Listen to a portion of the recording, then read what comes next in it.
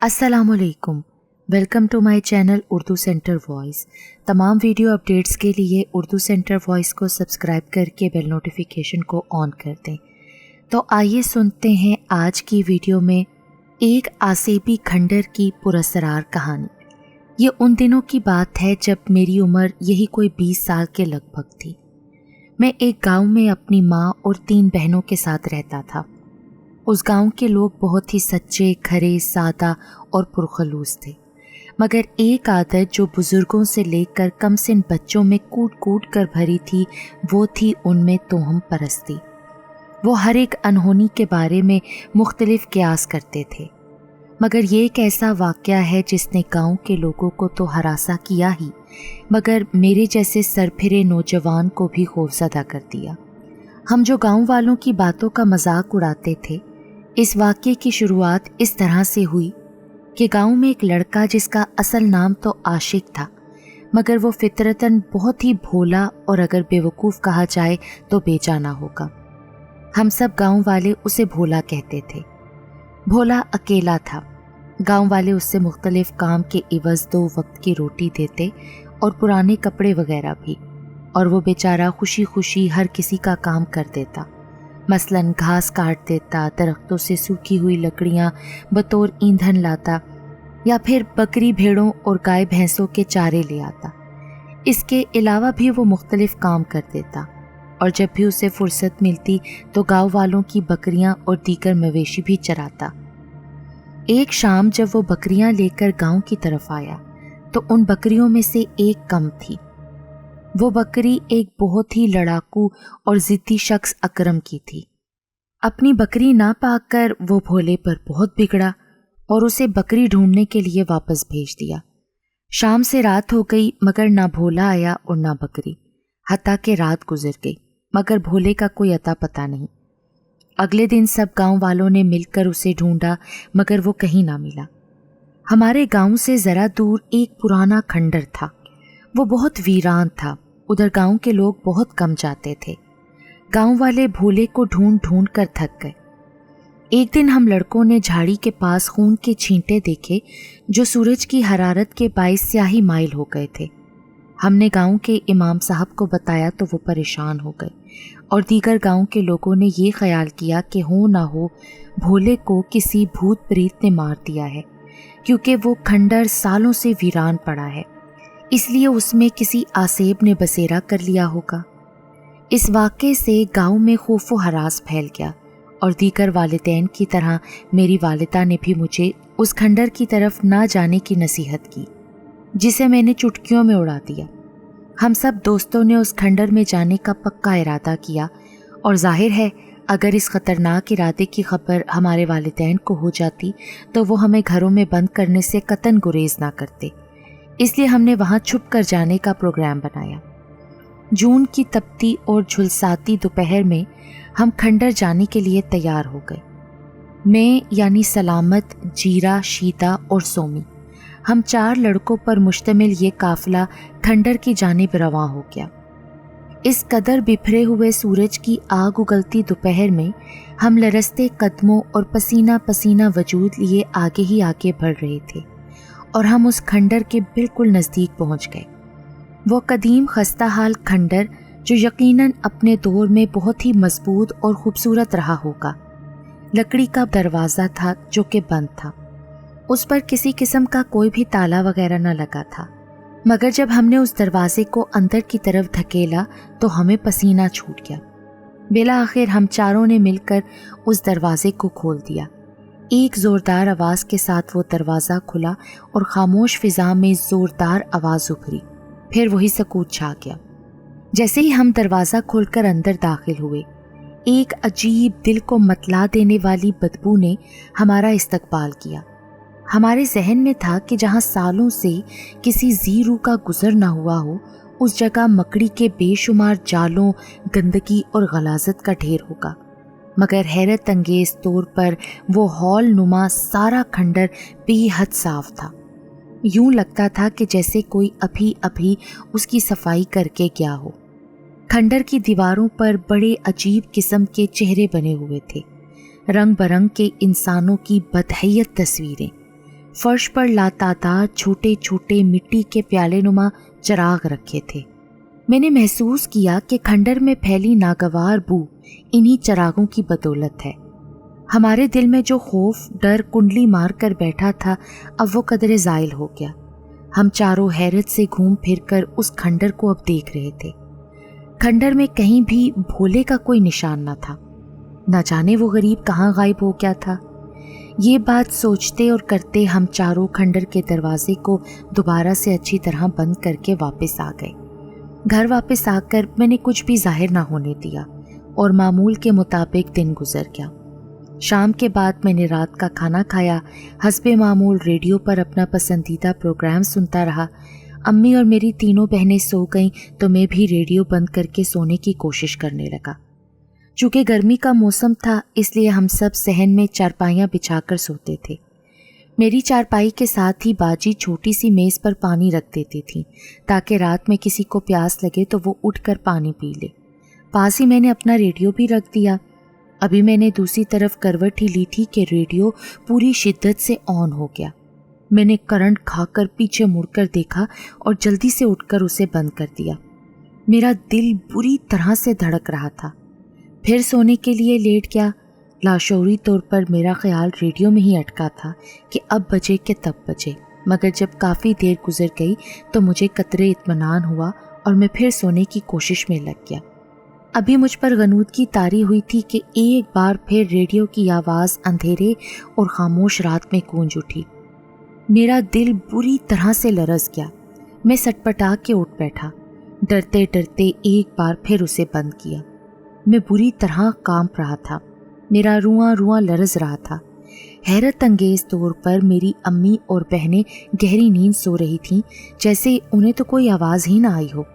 हालांकि ज़रा से खटके की आवाज़ पर मेरी अम्मी की आंख खुल जाती थी, तो रेडियो की फुल आवाज़ पर वो क्यों ना जागी। खैर सोचते और लचते मैं फिर सोने की कोशिश करने लगा, मगर अब मुझे ऐसा लग रहा था कि जैसे मेरे सरहाने कोई बम रखा है जो किसी भी लम्हे फट सकता है। फिर न जाने कब मैं सो गया। सुबह मेरी आंख उस वक्त खुली जब सूरज की आसमान पर राजधानी थी। दिन का उजाला पूरी तरह फैल चुका था। धूप हमारे कच्चे सहन में दबे पांव आती जा रही थी और बावर्ची खाने में बर्तनों की आवाज़ें आ रही थीं। मेरा सबसे पहला ख्याल ऑन होते रेडियो की जानिब गया, मगर कोई भी मुनासिब सिरा मेरे हाथ ना लगा। मैं उठा, मुंह हाथ धोकर जल्दी से नाश्ता किया, दोस्तों के पास गया कि अगर उनके साथ भी कोई गैर मामूली बात हुई है तो वो ज़रूर मुझे बताएंगे, क्योंकि हम चारों ही उस वीरान खंडर में गए थे जो कि हमारे गांव वालों के मुताबिक आसेबी था। मगर उन तीनों में से किसी ने भी कोई इस किस्म की बात ना की तो मैंने भी उन्हें बताना मुनासिब ना समझा और कुछ देर के बाद घर वापस आ गया। इसके बाद एक हफ्ता बिल्कुल खैरियत से गुजर गया। कोई भी ऐसी बात ना हुई जिससे मैं खौफ और परेशानी का सामना करता। हमारे गांव के नज़दीक ही एक और गांव था जहां मेरी अम्मी की मुंह बोली बहन का जेठ फोत हो गया था। अम्मी का जाना ज़रूरी था। अम्मी के साथ मैं भी वहाँ गया। नमाज जनाजा के बाद अम्मी ने मुझसे कहा कि मैं घर वापस चला जाऊँ क्योंकि वो 2 दिन रुकेंगी। मैंने हामी भर ली और अपने घर वापस आ गया। दोनों गाँव के दरमियान फासला ज़्यादा नहीं था और बाकी दिनों की निस्बत मौसम भी काफ़ी खुशगवार था, इसलिए पैदल ही चलता हुआ मैं अपने घर की जानिब रवां था। रास्ते में हमारे गांव का कब्रिस्तान था। मैं वहां से गुजर रहा था कि अचानक वहां स्याह लिबास में मलबूस एक वजूद को देखकर मैं बुरी तरह चौंका। उसकी पुश्त मेरी जानिब थी और मैंने अंदाज़ा लगाया कि वो कोई औरत थी। उसके स्याह बाल उसके लिबास जैसे थे जो उसकी कमर पर लहरा रहे थे। कौन हो? मैंने उसे आवाज़ दी, मगर उसने पीछे मुड़कर न देखा, ना ही कोई जवाब दिया, बल्कि सीध में चलने लगी। तो फितरी तजस्सुस के हाथों मजबूर होकर मैं भी उसके पीछे चल पड़ा, क्योंकि मेरा मकसद ये मालूम करना था कि वो कौन है, इस कब्रिस्तान में क्या कर रही है। वो औरत सामने ही चलती जा रही थी। ये देखकर मैं पूरी तरह चौंका, क्योंकि उसका रुख खंडर की जानिब था और वो आगे ही आगे चलती जा रही थी। अब वो उस आसेबी खंडर से फासले पर थी। मैं भी उसके पीछे था। एकदम से मैंने ठोकर खाई। खुद को संभालने की मैंने बहुत कोशिश की और मैंने अपने आप को संभाला। साथ ही नीचे देखा कि मुझे किस शय से ठोकर लगी है, मगर ज़मीन बिल्कुल साफ थी। लेकिन मुझे पाँव पर बड़ी जोर की चोट लगी थी। दर्द की लहर इस कदर तेज थी कि एक लम्हे के लिए उस पुरअसरार औरत का ख्याल मेरे जहन से निकल गया, और जब याद आया कि मैं किसी औरत का पीछा करते हुए यहाँ तक आया था तो फौरन अलर्ट हो गया, मगर अब वहाँ मेरे अलावा और कोई मौजूद नहीं था। खंडर का दरवाज़ा भी हनूज बंद था और इर्द गिर्द दूर तक वीराना था। मैंने खंडर के चारों तरफ देखा मगर मुझे वो औरत दिखाई ना दी। फिर मैं थक हार कर अपने घर वापस आ गया, मगर मेरे जहन से उस औरत का नज़र आना फिर एकदम से गायब हो जाना फरामोश ना कर सका। फिर तो उसके बाद खंडर के पास जाना मेरा रोज़ का मामूल बन गया। यह अलग बात है कि मैं उसे खोलने और अंदर जाने की हिम्मत ना कर पाता था। एक रोज़ मैं किसी वजह से खंडर ना जा सका तो सारा दिन अजीब सी बेचैनी मुझे रही। जाने क्यों मुझे महसूस हो रहा था कि जैसे कोई मकनातीसी कशिश मुझे अपनी तरफ खींच रही है, और फिर मुझ पर जैसे मेरा अपना इख्तियार ना रहा हो और मैं खंडर की जानिब खिंचा चला गया। और मैं उस वक्त चौंका जब मुझे किसी ने मेरा नाम लेकर पुकारा। मैंने गर्दन मोड़कर आवाज़ की सिमत देखा तो मस्जिद के पेश इमाम साहब मुझसे कुछ कह रहे थे, पर मुझे कुछ सुनाई नहीं दे रहा था। बस इमाम साहब का चेहरा किसी धुंधली तस्वीर की मानित लग रहा था। फिर जैसे मेरे आसाब पर हावी वो गैर मर्रई कुव्वत उतर गई तो एकदम से मुझे हर शय वाज़े दिखाई देने लगी। मस्जिद के इमाम साहब परेशानी के आलम में मुझसे मेरी तबीयत का पूछ रहे थे। मैंने उन्हें मुतमईन किया और उनके साथ ही बातें करते हुए वापस मुड़ गया, मगर जाते वक्त मैंने खंडर पर नज़र ज़रूर डाली। अगले दिन का सूरज बहुत ही क़यामत ख़ेज़ साबित हुआ। मेरा दोस्त जीरा गायब हो गया था। भोले की तरह जीरे का भी कोई पता ना लग सका। उसके घर वाले और हम सब ने मिलकर उसे बहुत ढूंढा, मगर भोले की तरह उसका भी कोई सुराग ना मिल सका। भोले के बाद जीरे का गायब हो जाना गांव वालों के लिए बाइसे परेशानी था। जीरे के घर वालों का सदमे से बुरा हाल था। मैं उनके घर गया। उसकी वालिदा जीरे की गुमशुदगी से बहुत बीमार थी। उसकी वालिदा का कहना था कि कुछ दिनों से जीरा कुछ अजीब किस्म की हरकतें कर रहा था। वो अक्सर खुद से बातें करता रहता, रात को बाज़ औक़ात पूरे घर में फिरता। गांव के कुछ लोगों ने बताया कि हमने कई मर्तबा जीरे को खंडर के पास देखा, मगर उससे पूछते कि वो वहाँ क्यों जाता है तो वो जवाब ना देता और टाल देता। इस वाक़े के बाद गांव में एक बार फिर खौफ व हरास और तशवीश की लहर दौड़ गई। गांव की गलियों में आवारा फिरते बच्चे भी घरों में दुबक गए। गांव में काम करने वाले अफराद भी जल्द ही अपना काम ख़त्म करते और अपने घरों को लौट आते। एक दोपहर खाना खाकर मैं यूं ही घर से बाहर निकला। उस वक्त कड़कती दोपहर में कम ही लोग बाहर निकलते थे। इस वक्त भी बहुत वीरानी थी। गांव से बाहर निकलकर मैं आहिस्ता आहिस्ता चलता हुआ एक दरख्तों के साए में खड़ा हो गया। जाने किस ख्याल के तहत मैं उस सिमत आ गया जहां खंडर वाज़े नज़र आ रहा था। फिर मैंने उस तरफ एक शख्स को जाता देखा और मैं बुरी तरह चौंका। भला इस वक्त इस कदर वीरान जगह पर कौन जा सकता है?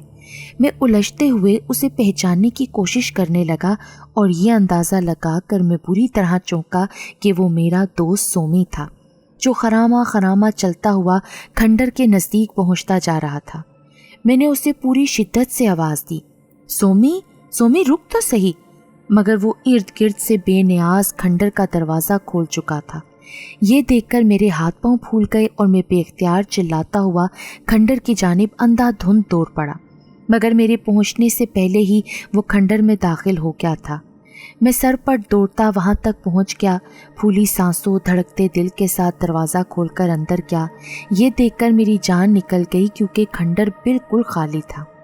मैंने खुद अपनी आंखों से सोमी को अंदर जाते देखा था, मगर अब उसका कोई निशान नहीं था। खंडर में उन अजीब तस्वीरों और बुझे हुए बेशुमार दियों के सिवा कुछ भी नहीं था।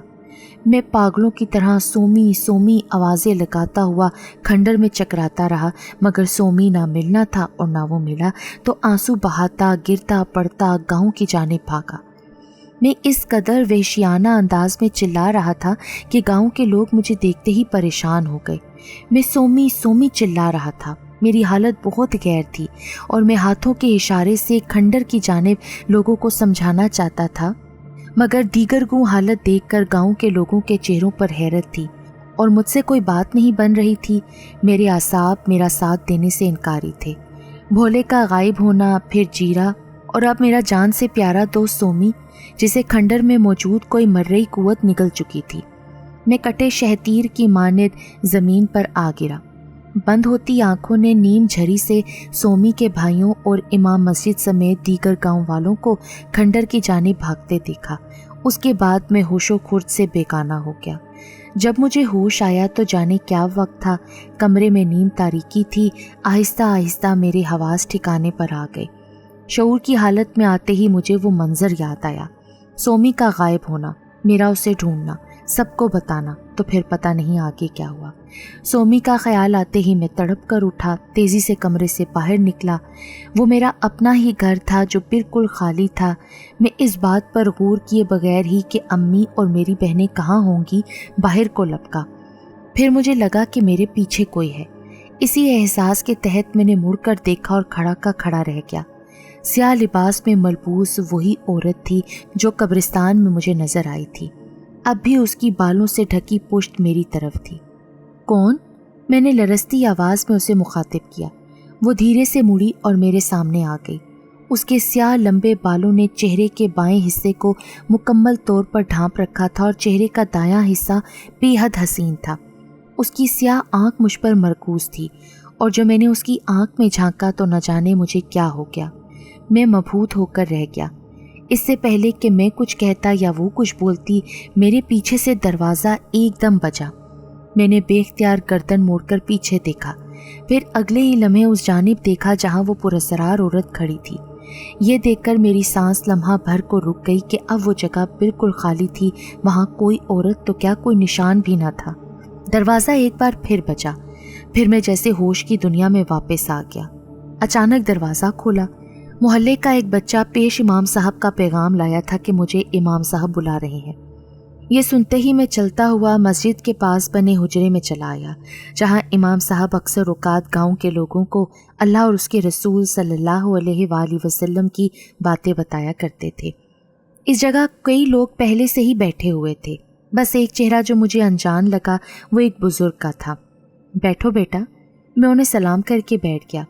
ये सैयद कमाल शाह हैं, इमाम साहब ने बुजुर्ग की तरफ इशारा करके मुझे बताया। मैंने उन्हें देखा, वो मुझे ही देख रहे थे। मेरे देखने पर मुस्कुराए। ये मेरे पीरो मुर्शिद हैं और खंडर का तिलिस्म तोड़ने आए हैं। तुम्हारी मदद की ज़रूरत पड़ सकती है। मेरी ज़रूरत? हाँ, सैयद साहब ने इस्बात में सर हिलाया। मैं रात में एक मखसूस अमल करूँगा, उसके लिए मुझे तुम्हारी ज़रूरत पड़ सकती है, मगर तुम घबराओ मत, ऐसा कुछ नहीं होगा जिससे तुम्हें नुकसान पहुँचे। शायद वो मेरी अंदरूनी कैफियत का अंदाज़ा लगा चुके थे, तभी मुझे तसल्ली देनी चाहिए। मैं भी उन्हें मुतमईन करने के लिए मुस्कुरा दिया। यह अलग बात थी कि मेरे अंदर की टूट फूट मुझे इस काम से रोक रही थी और मैं वो कैफियत समझने की कोशिश कर रहा था जो उस पुरस्कार औरत के देखने पर मुझे महसूस हुई थी। रात का वक्त था, आसमान चमकते तारों से भरा हुआ था। मैं बेचैनी से टहल रहा था। सारा गांव अंधेरे और सन्नाटे में डूब चुका था। मेरी नज़रें खंडर पर जमी हुई थीं और दिल में हल्का हल्का इज़्तिराब और बेचैनी करवटें बदल रही थी। मुझे नींद की शिद्दत बर्दाश्त से बाहर थी, मगर फिर भी मैं अपनी आंखों को मसलता हुआ खड़ा रहा। मुझे इंतज़ार सैयद साहब का था जिन्होंने मुझे यहाँ बुलाया था और ख़ुद अभी तक आए नहीं थे। मैं बददिल सा होकर घर जाने के लिए मुड़ा कि अचानक एक ह्योला हरकत करता नजर आया। उसका रुख मेरी जानिब था। मैं आंखें फाड़ फाड़ कर उसे देखने लगा। वो करीब आकर रुका। चांद की मध्यम चांदनी में जो वजूद नजर आया वो सैयद साहब थे। आओ, वो ये कहते हुए खंडर की जानिब चलने लगे और मैं किसी रोबोट की मानद उनके पीछे चलने लगा और फिर हम खंडर के दरवाजे के सामने पहुंच गए। खंडर के दरवाजे के दोनों पट खुले थे। सैयद साहब अंदर दाखिल हो गए और मैं एक पल को रुक गया।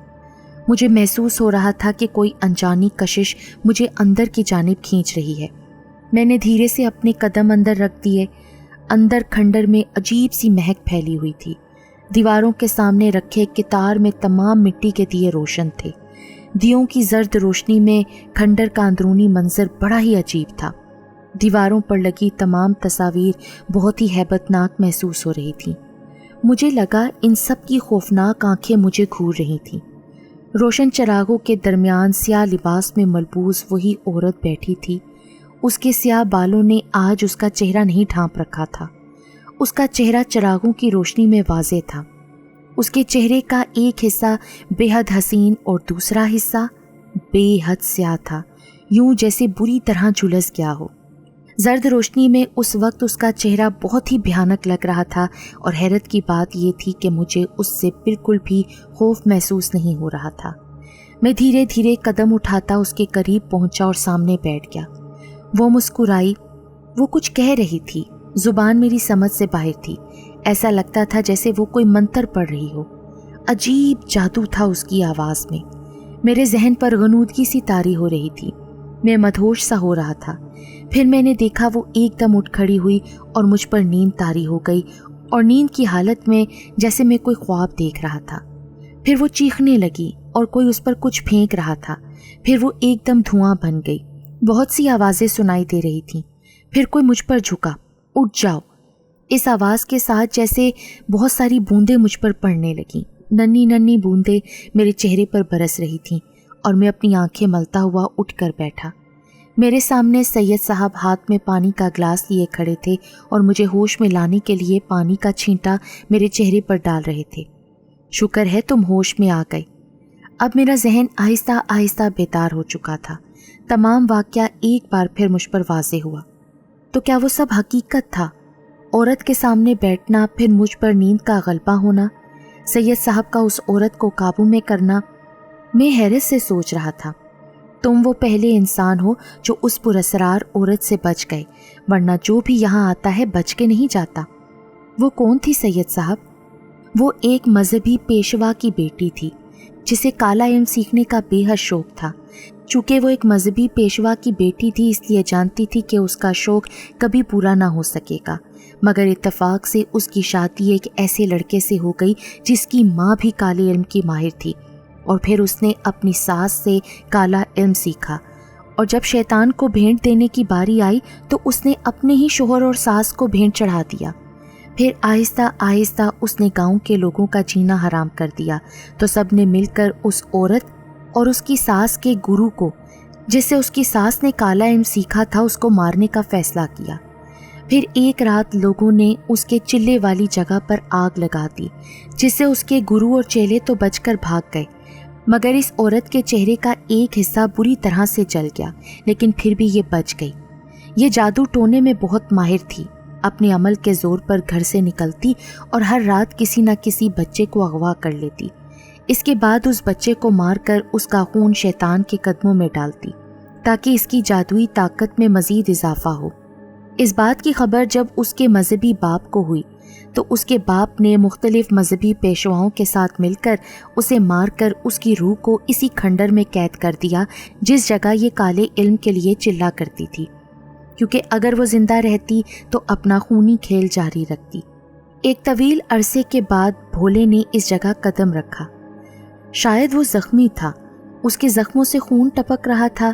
بھولے کے خون سے وہ جگہ تر ہو گئی جہاں وہ چلا کرتی تھی، اور پھر اس طرح اس عورت کی بدرو آزاد ہو گئی۔ اس نے اپنا خونی کھیل دوبارہ سے شروع کر دیا، کیونکہ اب اس کی روح بغیر خون کے نہیں رہ سکتی تھی۔ اس طرح جیرا اور سومی بھی اس کا شکار ہو گئے، اور اگلا نشانہ تم تھے، مگر خوش قسمتی سے میرا عمل پورا ہوا اور میں تم تک پہنچ گیا۔ سید صاحب یہ بول کر میرے سر پر شفقت سے ہاتھ پھیرنے لگے۔ پھر ہم دونوں گاؤں میں واپس آ گئے۔ سید صاحب مسجد میں چلے گئے اور میں اپنے گھر واپس آ گیا۔ دوسرے دن گاؤں کے تمام لوگ کھنڈر پہنچ گئے۔ سید صاحب اور امام صاحب بھی لوگوں میں موجود تھے۔ پھر سید صاحب کے اشارے پر لوگوں نے اس کھنڈر کو آگ لگا دی، اور اس طرح لوگوں کی اس آسیبی کھنڈر سے جان چھوٹ گئی۔ آج اتنے سالوں کے بعد وہ جلا ہوا کھنڈر جب بھی مجھے نظر آتا ہے تو بھولا، جیرا اور سومی کی یادیں بری طرح مجھے غمزدہ کر دیتی ہیں۔ میں آج اپنی زندگی میں مگن ہوں، مگر جب کبھی مجھے اس پراسرار عورت کی بدرو کا خیال آتا ہے تو میرا خون برف کے مانند ٹھنڈا ہو جاتا ہے۔